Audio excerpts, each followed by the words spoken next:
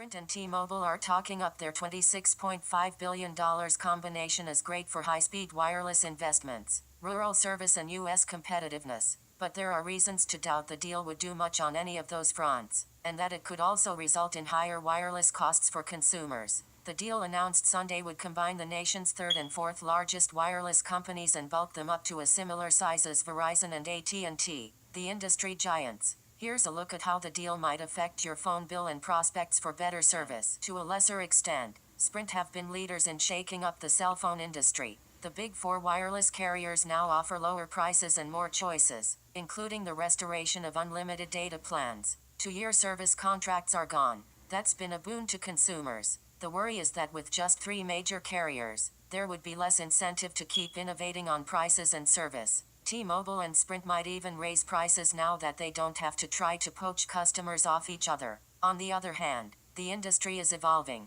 The wireless carriers aren't just competing with each other, but also with Comcast and others as the wireless, broadband and video industries converge. The industry is also moving toward faster 5G service. T-Mobile and Sprint believe they can build a better 5G network as one. Having a strong 5G challenger to Verizon and AT&T might be better than 2 weak companies in lanes 3 and 4, said Baron Soka, president of the nonprofit think tank Tech Freedom.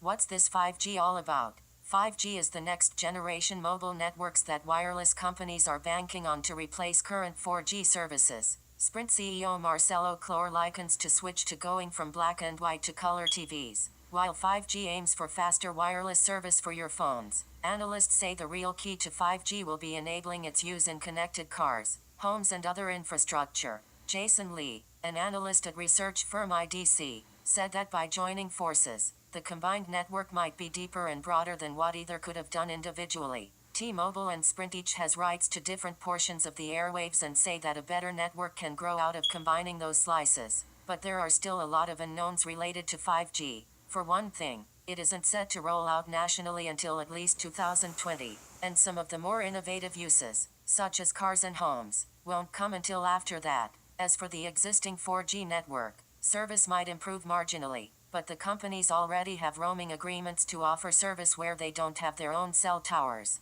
And there's the mess of Sprint and T-Mobile each using different cellular technologies and frequencies. Lee says that while about 20 million Sprint customers have phones that are compatible with T-Mobile's network, about 30 million Sprint customers would need to upgrade their handsets. Shifting all customers to 5G in coming years will soften the blow somewhat, he said.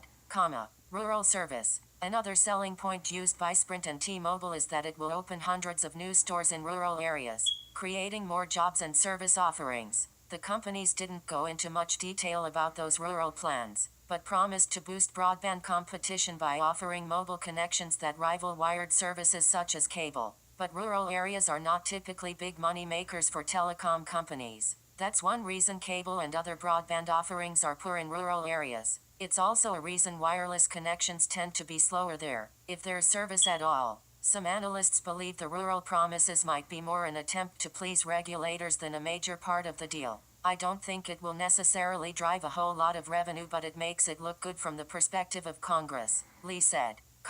Government approval. Any changes will likely take months, if not years. The deal isn't expected to finalize until the first half of 2019. Before that happens, the companies need the approval of both the Department of Justice, which will look at antitrust concerns, and the Federal Communications Commission, which examines whether deals are in the public interest. MoffettNathanson analyst Craig Moffett said the company's emphasis on 5G rather than lower prices is exactly what one would have expected to make the case for regulatory approval. He said the deal has 50/50 odds of passing regulatory muster. The U.S. is in a race with China and other countries to be on top as this technology is developed and implemented. In fact, the U.S. recently blocked Singapore-based Broadcom's takeover bid for Qualcomm due to concerns about giving China an edge on 5G technology. T-Mobile and Sprint say the deal is important for the U.S. to keep its lead in telecom, as it would allow the companies to build 5G much more quickly. That argument may carry more weight at the FCC, where the Commission has wide latitude to define public interest, he said.